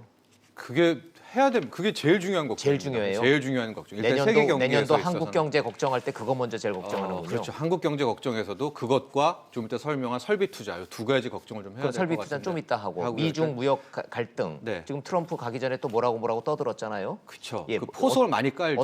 어떻게 전망합니까? 현재까지는 시장은? 어제 뉴욕타임즈도 그렇고요. 오늘자 월스트리트도 예. 굉장히 좀 논조가 바뀌었습니다. 어떻게 해요? 긍정적으로요. 어허 잘 그래서 될 것 같다. 미국은 협상에 모든 게 열려 있고 지금 사전 협상도 굉장히 잘 돼 있다라는 쪽에 지금 뉴스를 흘리고 있거든요. 예, 그건 트럼프 말이죠. 트럼프 그렇죠. 말을 근거로 예, 해서 예. 그렇게 전망한다는 거죠. 그래서 저는 약간 거기서 좀 불안해요. 이게 오히려 항상 불안해요? 보면 트럼프 수법이 저렇게 판을 깔을 때는 좀 다른 모습으로 또 이 협상장에 등장하는 게 거의 많은 트럼프의 패턴이었었거든요. 그래서 어허. 약간 저는 저 뉴스를 고지고대로는 안 보고 일단은 금요일 날 시작이 되고 오늘 네. 시작이 되고 이제 토요일 날 밥을 먹으면서 이제 시진핑과 트럼프 대통령이 만나게 되는데 지금 둘 사이의 핵심은 이제 기술 이전, 지적재산권 문제입니다. 그렇죠. 그러니까 예, 시진핑 예. 주석가 아주 쉽게 말씀드리면은 기술 이전만 하면은 다 들어줄게. 다 들어줄게. 예. 근데 예. 미국은 그거는 못 주겠다.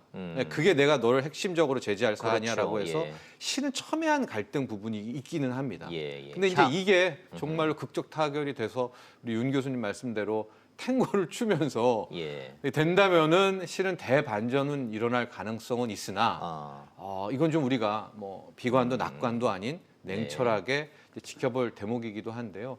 문제는 이 미중 무역 전쟁에 제가 항상 말씀드리지만 중국이 항복을 그냥 해버렸으면 게임은 쉬웠죠. 차라리. 차라리 예. 그랬으면은 벌써 7, 8월, 9월에 끝났을 그렇죠. 텐데 예. 중국은 지금 경제 성장률 6%도 깨지고 5% 얘기 나오는데도 전혀 무릎 아하. 꿇을 생각은 없습니다. 예. 시진핑도 무릎 꿇을게라고 하고 대신 기술 이전을 해줘. 예. 지적재산권은 풀어줘. 그러니까 중국식 뭐 만만디라고 해야 될까요? 예. 버티기로 가장 중요한 거 하나를 탁탁 잡아가지고 지금 오히려 트럼프를 궁지에 몰고 있는 형국이기 때문에 이번 12월 1일에 저 양국 정상의 만찬은 네. 정말 세계가 주목하는 뭐 그런 이번 현장이 주말을 될것 좀 같습니다. 잘 봐야 되겠군요. 네, 예, 본질적으로 지금 미국과 중국이 향후 100년의 세계 경제 맞아요. 패권을 놓은 건곤일척의 싸움이기 때문에 쉽게 끝나지 않을 것 같다라는 건 알겠는데 어쨌든 중간에 낀 우리는 정말 참 이거 문제는 문제입니다. 저 빨리 답답하죠. 되긴 돼야 되는데 예. 우리 갈 수 있는 것도 없잖아요. 중간에. 사실 뭐 저 봐야죠. 뭐 저 예, 그냥 어떻게 지켜보는 어떻게 거죠, 그냥. 지켜볼 수밖에 없는데 예. 참 그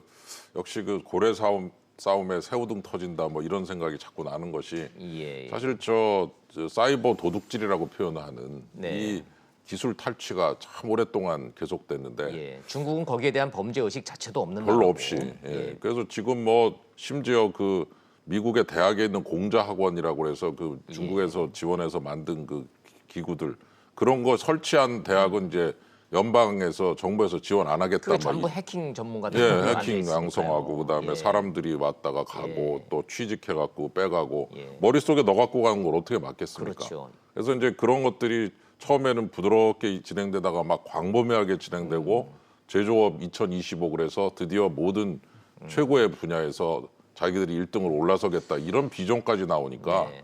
이제는 더 이상 묵고할 수 없다 전쟁이다 하고서 예. 이제 피터 나바로라는 아주 강성 학자인데 이분을 지금 백악관에 불러들여서 미중 무역 갈등에 아주 사령관 역할을 하고 있는데 결국 이제 중요한 것은 기술을 너무 많이 빼갔다. 네. 그러니 지금부터는 이제 안 되겠다 이런 거고 중국은 아직도 나는 목마르다 이러고 있는 거기 그렇죠. 때문에 예. 그 부분에 있어서의 그 갈등의 문제는 상당히 그 복잡하고도 오래된 문제고 예. 그다음에 또 하나는 이게 앞으로 어떻게 전개되느냐에 있어서는 저는 이번에 좀 갈등이 약간 완화가 될 수는 있다고 보는데 또 나올 겁니다 아마. 또 나올 예, 거다. 시간이 지나면은 또 수면 위로 올라왔다가 또 내려가고 하면서 아마 상당히 오랫동안 이 두 나라 간의 관계가 이거를 둘러싼 갈등이 예. 표면화됐다 또 내려갔다 할 거기 때문에 이번 주말에 좋은 일이 있다고 그래서 이제 다 끝났다 이렇게 얘기하는 보기는 거는 어려울 좀 거다. 어렵다라고 다만 어찌됐든 으르덩거리던 트럼프가 나는 중국과 합의를 원한다. 지금도 좋다. 뭐 이렇게 얘기를 그냥 긍정적으로 말 한마디에 시장은 반응을 해서 아이고 뭐 좀 좋을래나 보다 해서 지금 뭐 긍정적으로 반응을 하고 있는데 트럼프라는 사람은 어떻게 갈지에 대해서는 예측 불허이기 때문에 한번 좀 지켜봐야 될 것 같습니다. 이제 시간이 다 된 관계로 어찌 됐든 미국과 중국이 저러는 거는 우리와 영역을 넘어선 영역이니까 그렇다 치고 신 교수님한테 마지막으로 자, 이 경제 위기다 아니다 뭐 논란 속에 지금 한국 경제 정책 어찌 됐든 우리가 할 수 있는 건 좀 해야 되는데요. 뭐 말씀하시다가 제가 좀 끊어서 그 말씀 마지막으로 좀 정리 좀 부탁드리겠습니다. 어떻게 해야 됩니까? 이제 일단 한국 아까 정부가. 그 미국의 무역 정책의 핵심은 무역 확장법 232조를 가지고 철강 때렸고 지금 자동차 때릴 준비하고 있고 그렇죠. 조금 있으면 반도체 때릴 준비를 하고 있다. 따라서 이 전쟁은 과거의 어떤 미중 간의 갈등과는 결이 다른 차원이 그런 다른 거다. 거다. 앞으로 계속 그 시달릴 것이다. 네. 한국은 여태껏 우리가 수출 가지고 먹고 살아왔는데 이번 미중 분쟁으로 가장 타격을 받는 부분은 한국의 수출이다. 따라서 수출이 위축이 되는 부분에 대한 선제적인 어떤 조치들을 생각을 하셔야 되는데 네. 지금 이 정부는 오로지 최저임금의 어떤 그 정상화 이 부분에만 그 매달려 있기 때문에 전혀 지금 경제 문제의 핵심을 못 찾고 있다고 봅니다. 경제 정책의 획기적인 변화와 전환을 선언해야 된다라고 수출 중심으로 가자 저는 그런 이야기. 수출 중심으로 가야 된다. 결국은 활로를 찾아야 된다. 예, 알겠습니다. 뭐 저 하나씩만 좀 부탁을 드리죠. 어찌 됐든 그럼 문재인 정부의 경제 정책 전환 큰 기조 변화는 없을 거다라는 전망 아래 내년을 맞이하는 거 아닌가 싶긴 합니다만 글쎄, 어떻게 보세요? 그게 저는 이제 좀 유턴을 좀 할 때가 왔다고 봅니다. 해야 된다. 예, 지금 뭐 전체적으로 지지율도 많이 하락하는 것이 다 경제 문제 때문이거든요. 경제 문제가 피부로 느끼는 국민들께서 느끼는 게 벌써 달라졌다고 보기 예, 때문에 예. 지지층들이 자꾸 조금 그 등을 돌리는 게 아니냐. 그러면은 이 시점에서 한번 일대 쇄신을 하면서 정책의 유턴도 한번 검토를 해야지. 자꾸 아하. 놓치면은 그 기회를 놓치면 점점 이제 지지율 떨어지고 하면 동력도 사라지면서 힘들어질 수도 있다는 면에서 지금이 좀 기로에 와 있다라는 거. 그래서 G20 회담 끝나고 오셔서 좀 한번 종합적 검토가 필요한 게 아닌가 네. 그런 생각이 듭니다. 교수님들은 정책의 전환을 지금 말씀을 하셨는데 정평론가님 뭐 충분히 다 말씀하셨습니다. 시장이 네. 한국 정부의 경제 정책 전환을 있을 거라고 보고 반응하고 있습니까? 아니면 안 할 거라는 전제 아래 지금 반응하고 있습니다. 글쎄요, 좀 어떻게 보세요? 네, 시장은 아직까지는 긍정적인 것 같지는 않는데요. 네. 저는 한 가지 지표를 정부가 꼭 생각해줬으면 좋겠다. 뭡니까? 일자리와 함께 설비 투자 지표입니다. 오늘 나온 통계를 보니까 그나마 2개월 연속 설비 투자가 소폭이기만 하지만 지금 반등 2번 나왔거든요. 그나마 반가운 소식이네요. 예, 설비 투자가 있어야 우리가 3년, 5년 먹거리가 됩니다. 네, 누울 자리를 네. 보고 발뻗으라고 했을 때 그 누울 자리가 설비 투자인데 네. 최악의 상황이었어요. 거의 좀 1년 넘게. 그래서 일자리 지표, 그다음에 설비 투자 이거 늘리는 거 두 개만 일단 신경 써가지고 구체적으로 나갔으면 좋겠습니다. 알겠습니다. 금리 인상과 함께 한국 경제의 숙제까지 한번 두루두루 살펴봤습니다. 말씀해주신 신세동 교수님, 윤창현 교수님, 그리고 정청진 평론가님 감사합니다. 잘 들었습니다. 고맙습니다.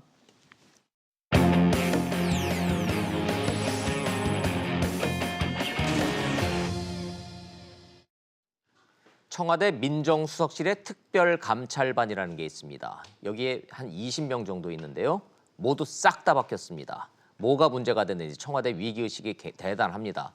보시고 이슈 따라잡기로 다시 돌아오겠습니다. 청와대가 확인한 추가 비위자는 민정수석실 산하 반부패 비서관실 소속 A씨입니다. 앞서 검찰에서 파견된 김모 수사관이 경찰청에 찾아가 지인이 피의자인 뇌물 사건의 진행 상황을 챙기다 이달 초 적발됐는데 A씨도 여기에 연루된 구체적인 정황이 확인된 겁니다.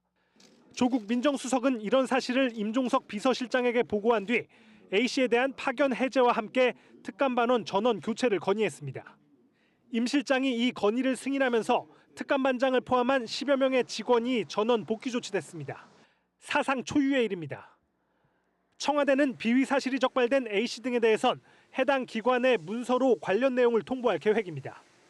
추가 조사와 징계도 요구하기로 했습니다. 김의겸 청와대 대변인은 다른 특감반원들은 이 비위 행위와 관련이 없다고 하더라도 특감반의 분위기를 쇄신하고 공직기강을 바로잡기 위해 내린 결정이라고 설명했습니다.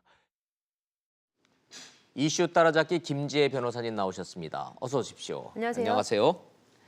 청와대가 이렇게 특감반을 전원 교체한 거는 사상 초유죠. 네, 그렇습니다. 그럼 이건 조국 민정수석과 지금 대통령 안 계시잖아요. 네. 조국 민정수석과 임종석 비서실장이 결단을 내린 거예요? 네, 조국 수석이 건의를 했다고 하고요. 그다음에 네. 그래서 임 실장이 이것을 받아들였다라고 네. 하는데 사실 굉장히 좀 이례적인 그런 조치이기는 합니다. 사실 네. 경찰과 검찰에서 이제 파견되어서 이 특별감찰반을 꾸리는 것인데요. 네. 다 원위치로 복귀를 시킨 겁니다. 원대 복귀. 네네.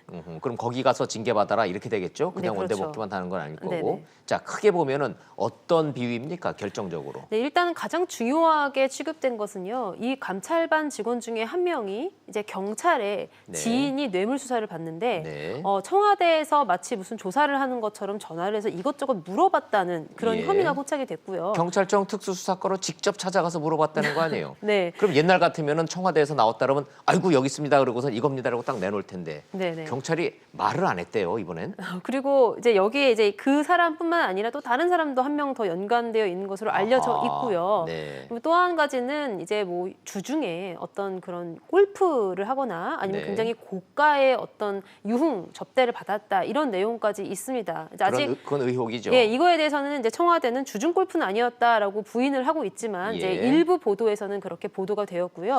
주말 골프인데 자기들끼리 뭐 돈 내고 자기들끼리 쳤다면 그거 자체는 뭐 공무원들이라고 자기 돈 내고 골프 치는데 뭐 그 죄가 될 일은 없을 텐데 뭔가 네. 문제가 있으니까 지금 그것도 문제가 삼는 건가요? 아마 청와대에서는 약간 접대성 골프로 인식을 한 것 같고요. 그런 의혹이 예, 있다. 그런데 다만 이제 감찰반 직원들은 이것이 이제 첩보를 입수하기 위해서는 어쩔 수 없는 일종의 그 작전 활동이었다라고 이렇게 주장을 하고 있는 것으로 알려지고 있습니다. 첩보 작전 골프였다. 네. 아, 참 뭐 대단하긴 합니다만은 예.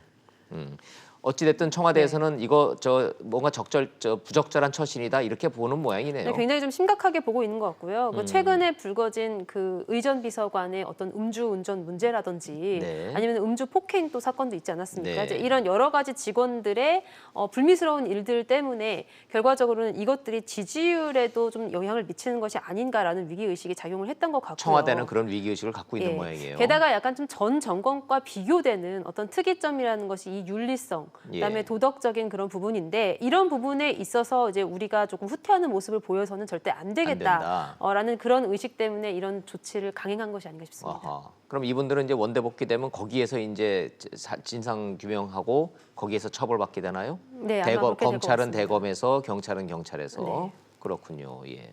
자 어찌됐든 특감반 전체가 이렇게 전원 교체되는 거에 대해서는 뭔가 선의의 피해자도 나올 수 있다라고 내부에서는 좀 반발이 있는 것 같기는 한데 그 목소리는 좀 이렇게 좀 묻혀가는 분위기 같아요. 워낙 네. 서슬이 펄으니까. 뭐 워낙 그 청와대 인사라는 것 자체가 정무적인 판단이 많이 들어가 있는 네, 부분이기 네. 때문에 뭐 이 정도는 충분히 할 수 있는 조치가 아닌가 싶습니다. 네, 한번 좀 봐야 될 것 같아요. 예.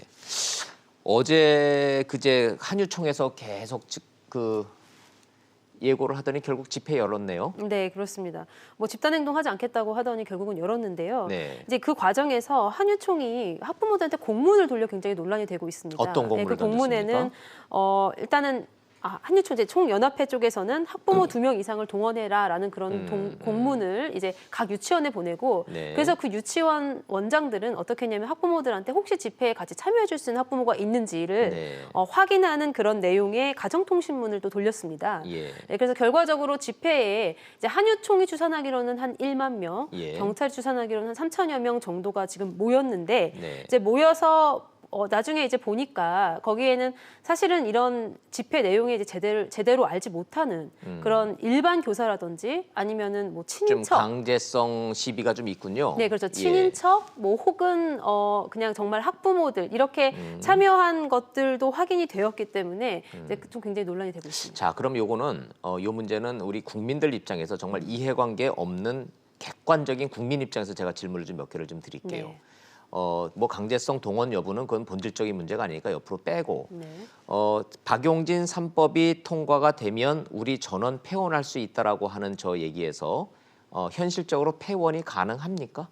일단 폐원을 하기 위해서는 이제 교육부에다가 제출해야 될 몇 가지 서류가 있는데요. 네. 이제 뭐냐면 아이들을 그러면 어디로 전원 조치할 것인가에 대한 어떤 실질적인 대안이 마련돼야지만 네. 교육부에서 폐원을 해도 좋다라는 그런 허가가 내려오게 되어 있습니다. 폐원도 허가받고 하는군요. 예, 그렇죠. 왜냐하면 워낙 공익적인 그런 사업이기 네, 때문에 네. 그냥 마음대로 폐원을 하게 되면은 일단 아이들이 당장 내일 등원할 곳이 없게 되지 않습니까? 아하. 이제 그렇기 때문에 이제 어떤 그런 미리 사전적인 조치를 거쳐서 네. 어느 정도 협의가 된 상태에서 폐원도 해야 되는데 굉장히 어떻게 보면 협박식으로 예. 만약에 그 법 통과시키면 우리는 모두 폐원하겠다. 근데 네. 그런데 그 법의 내용 자체가 그냥 단순히 회계를 조금 투명하게 하자는 그런 내용이고요. 네. 예, 그다음에 국가 보조금으로 지급되었던 그런 부분들을 좀 더 이제 확장시키는 거죠. 지원금이 아니라 보조금으로 지급을 해서 네. 유용하지 못하게 만드는 그런 법이기 때문에 결과적으로는 이것이 그 유치원 원장들에게 과연 얼만큼이나 큰 피해가 있을까? 이거 국민들은 이제 상식선에서는 좀 납득하기가 힘든 그런 측면이 그 있습니다. 부분은 좀 그런 것 같고요. 그럼 일방적인 폐원은 좀 그냥 압박용 카드일 가능성이 있다. 좀 이렇게 좀 이해하면 될 것 같고, 요 대목은 어떻습니까? 한유총과 그러니까 이 유치원 원장님들 설립자들의 주장을 들어보면 공통적인 게 사유재산권 침해 주장이 나오는데 네. 얘기인즉슨 유치원 할 때 내가 땅 사고 집 사고 건물 짓고 해서 돈이 많이 투자가 됐는데 여기에 대한 공공성을 강화한다면 오케이. 그럼 시설 사용료는 내야 될 거 아니냐, 국가가. 이거 인정해달라는 주장이 공통적으로 들어가고 있어요. 근데 지금 이거 법적으로 가능한 얘기입니까? 그게 이제 비영리 단체들이 굉장히 많죠. 예. 뭐 사립 중학교도 있고 사립 고등학교도 있고요. 뭐 아하. 병원도 있습니다. 예. 그런데 이런 비영리 단체들이 전부 다 그렇게 사용료를 내고 사용료를 받는 것은 아니거든요. 국가로부터. 그럼 유치원에게 이 사용료를 국가가 지급을 하려면 사립 중고등학교도 다 줘야 되고 대학도 그렇게 얘기가 나올 수 있고 그렇죠. 법률적인 일관성을 비영리 따지자면은 병원도 또 그 문제가 나올 수 있고. 네, 그렇습니다. 굉장히 좀 어허. 심각한 후속 조치들이 뒤따르기 때문에 형평의 문제가 그렇죠. 있군요. 사립 유치원에게만 그런 혜택을 줄 수는 없는 것이죠. 네. 근데 그리고 사립 유치원 처음에 허가를 받을 당시에요. 이런 시설들이 갖추어졌기 때문에 허가를 취득을 하게 된 겁니다. 네. 그러니까 결과적으로는 처음에 허가를 취득할 당시부터 그러니까 나의 재산을 이런 공익적인 목적으로 내고 네. 그 대신에 이제 허가를 받아서 유치원을 경영하겠다라는 것에 대한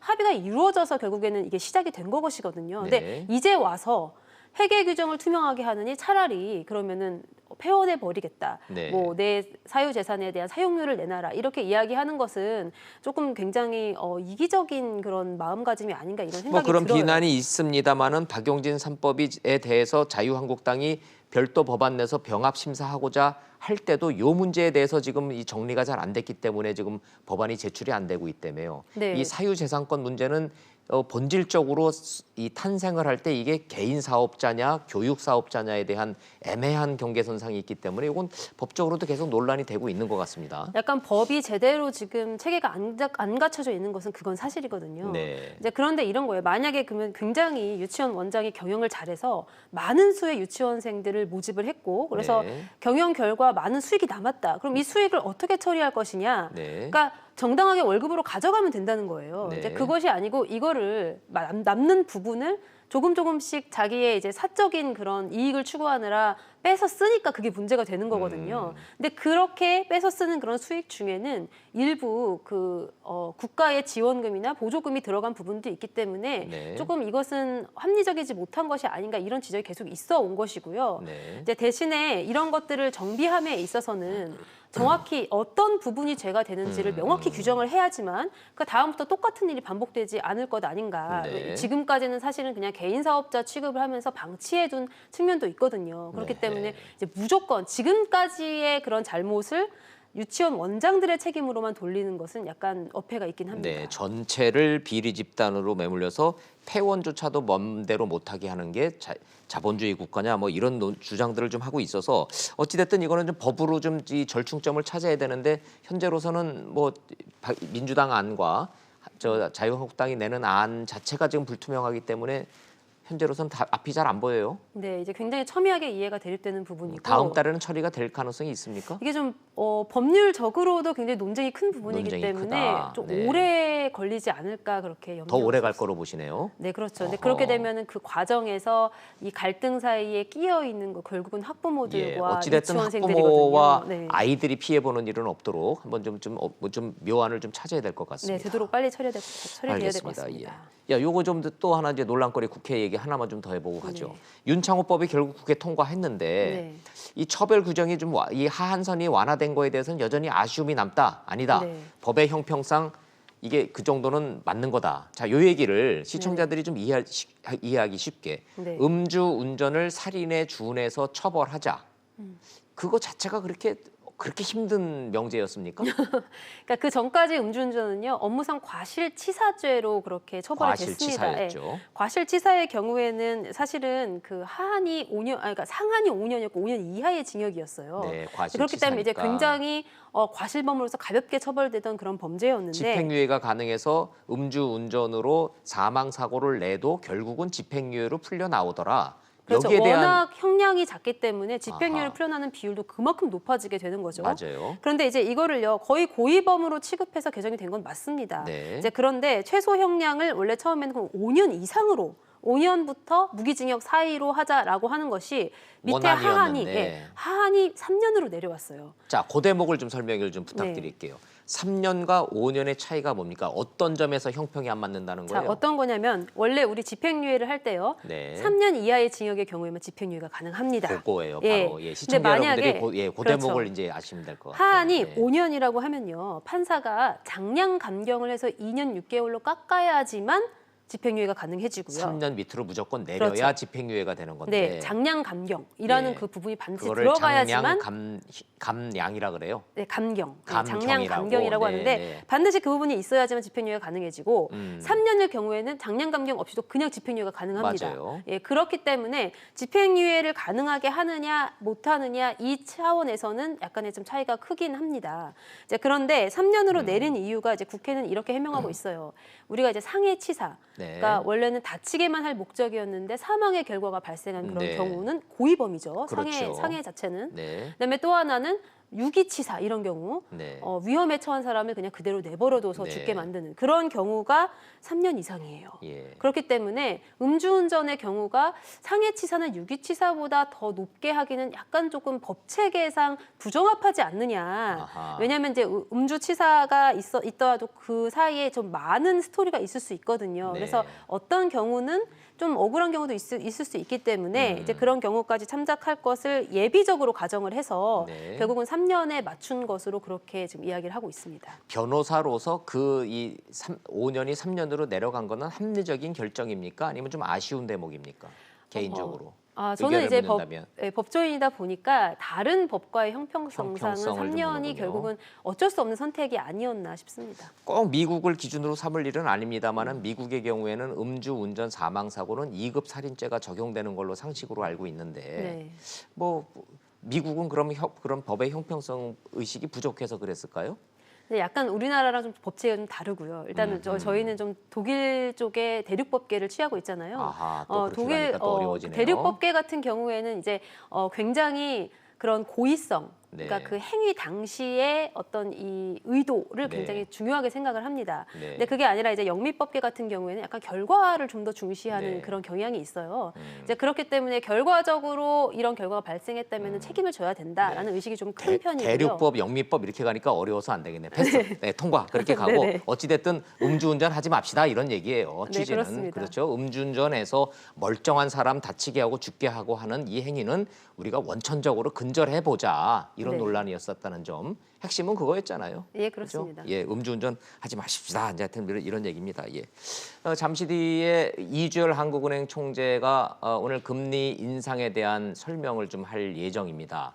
그래서 지금 그 연결이 되면 바로 이제 말씀을 좀 드릴 거고 다른 얘기 하기 전에 오늘 끝나기 전에 김지혜 변호사님하고 우리가 시청자 여러분들하고도 인사를 좀 시켜드려야 되는 게 11월 한 달 우리 김지혜 변호사님 이슈 따라잡기가 이제 오늘로 끝나요, 그죠? 아, 네네. 예, 이제 그렇다고 아주 안 나오시는 건 아니고 알겠습니다. 계속 나오실 건데 요 코너는 이제 여기서 정리를 하는데 인사 한번 하시죠.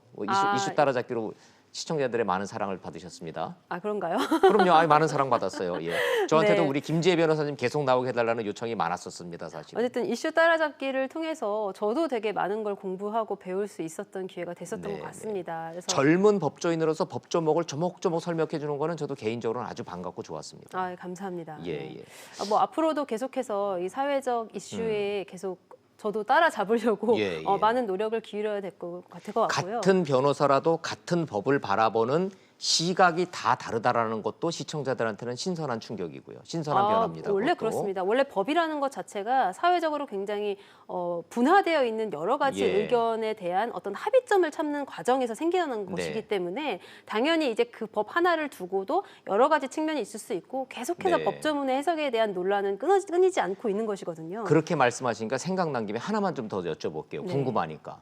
강제징용 피해 할머니 저 배상 판결 나온 거 있잖아요. 네네. 영화 군함도. 딴 거 보고 생각할 게 뭐 있어요. 영화 군함도에 다 나와 있잖아요. 네. 자, 이거 배상 받을 수 있습니까 현실적으로?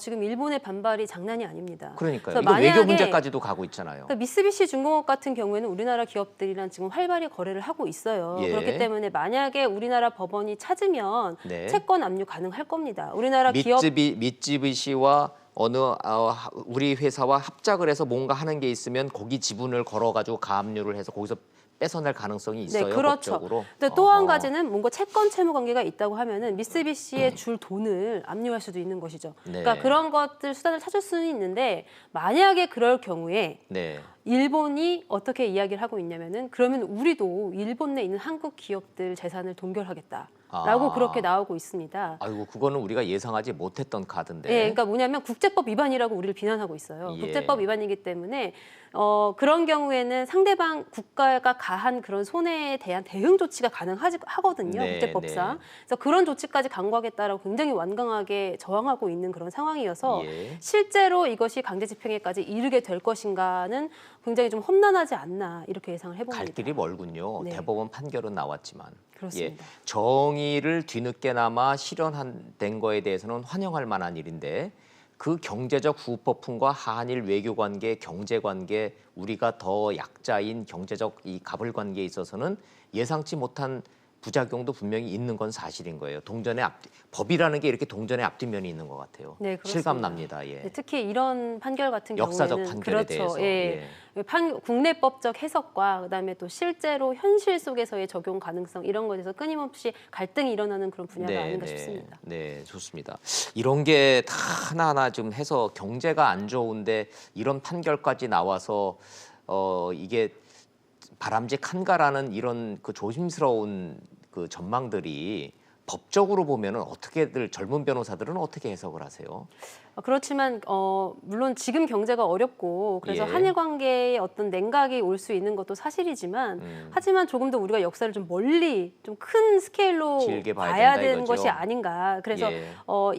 이런 한일 관계 갈등은 또 잠깐일 수 있는 것이거든요. 네. 이제 그렇지만 정의를 바로 세우고 그것을 천명하는 일은 정말 뭐 100년, 200년, 수백 년이 예. 흘러도 남을 일이기 때문에 결과적으로 저는 법원이 옳은 판단을 했다고 생각을 합니다. 늦었죠.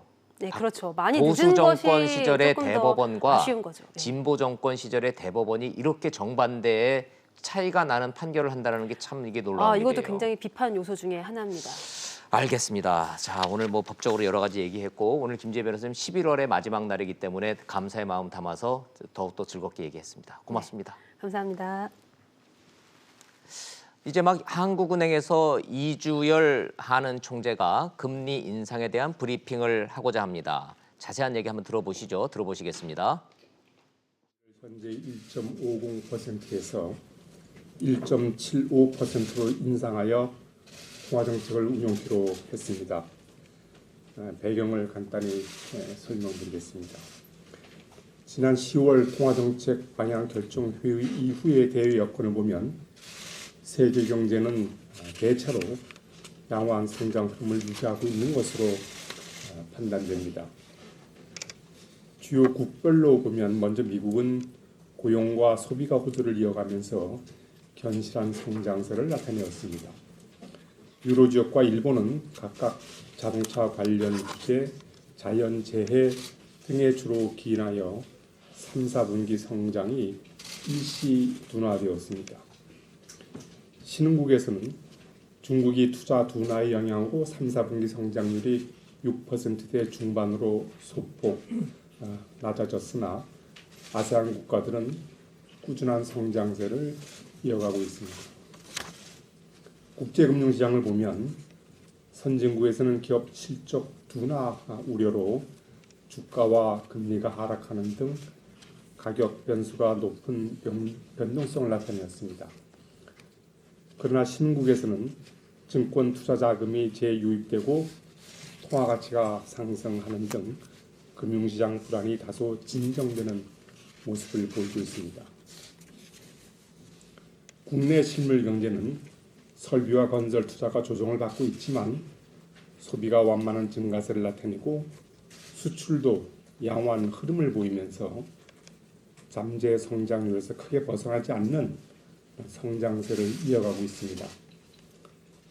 앞으로의 성장 경로에 있어 불확실성이 높기는 하지만 최근과 같은 성장 흐름이 유지될 것으로 예상을 하고 있습니다.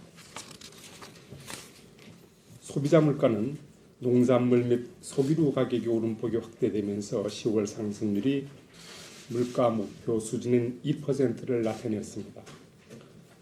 그러나 식료품과 에너지 가격을 제외한 근원 인플레이션율은 지난 7월 이후 1% 내외 수준에 머물러 있습니다. 앞으로 소비자 물가 상승률은 당분간 목표 수준 내외를 나타내다가 다소 낮아져 1%대 중후반에서 등락할 것으로 전망하고 있습니다. 현재 1% 내외에 머물러 있는 근원 인플레이션율은 점차 높아질 것으로 예상됩니다. 국내 금융시장에서는 지난달 크게 확대되었던 주요 가격 변수의 변동성이 11월 들어 다소 줄어들었습니다. 주가는 주요국 주가 움직임에 영향받아 10월 중 상당폭 하락하였다가 이달 들어 반등하였으며 장기 시장금리는 하락하였습니다.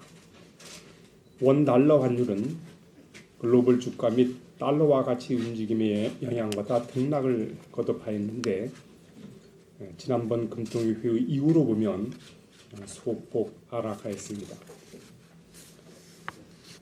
가계대출은 10월 중 증가 규모가 큰 폭 확대되었으며 소득에 비해 여전히 빠르게 증가하고 있습니다. 한편 지난 7월 이후 서울 등 수도권 일부 지역에서 크게 상승하였던 주택가격은 정부의 주택시장 안정 대책의 영향으로 10월 이후 오름세가 둔화되었습니다.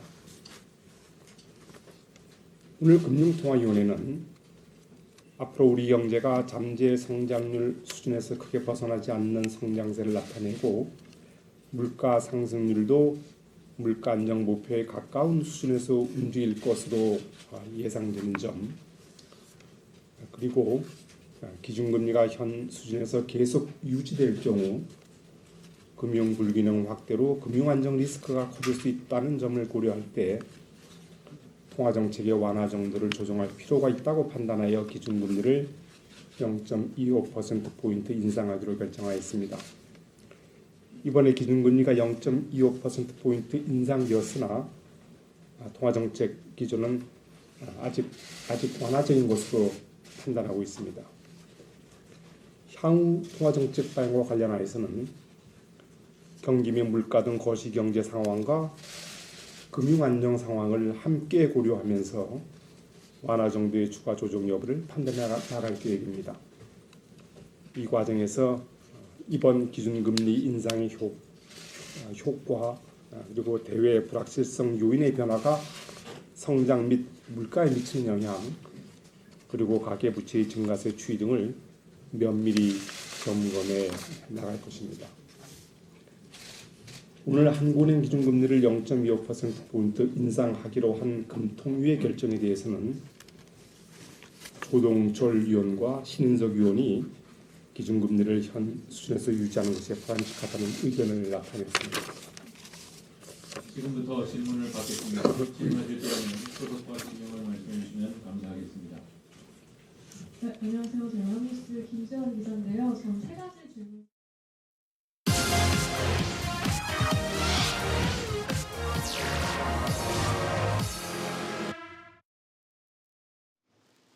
시간 강사의 열악한 처우를 개선할 법이 드디어 통과됐습니다.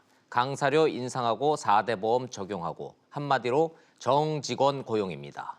그런데 당사자인 시간 강사들의 걱정이 태산이랍니다. 남은 강사는 좋아지는데 잘릴 강사가 훨씬 많습니다. 등록금 동결돼 학생 수 줄어 대학 재정상 이 법 지키려면 시간 강사 숫자를 줄이는 거 말곤 대안이 없답니다. 유일한 해법은 정부가 세금으로 메꿔주는 겁니다. 대학도, 강사도, 교육부도 예산 배정만 눈 빠지게 기다리고 있습니다. 최저임금 인상, 청소 노동자의 정규직화 모두 같은 맥락입니다. 처우 개선, 선의는 분명한데 시장의 지불 능력이 문제입니다. 재정 투입 말곤 답이 없습니다. 세금 걷어 메꿔주면 되긴 합니다. 다만 언제까지, 어디까지 세금으로 메꿔주는 게 가능할지 전 도무지 계산이 안 나옵니다. 시간 강사 열악한 처우 그대로 놔둘 수도 없고 대량 해고 부작용 방치할 수도 없습니다. 선으로 만든 법 뒤에는 반드시 보완책이 필요하다는 뜻입니다. 직설 마칩니다. 시청해 주셔서 고맙습니다.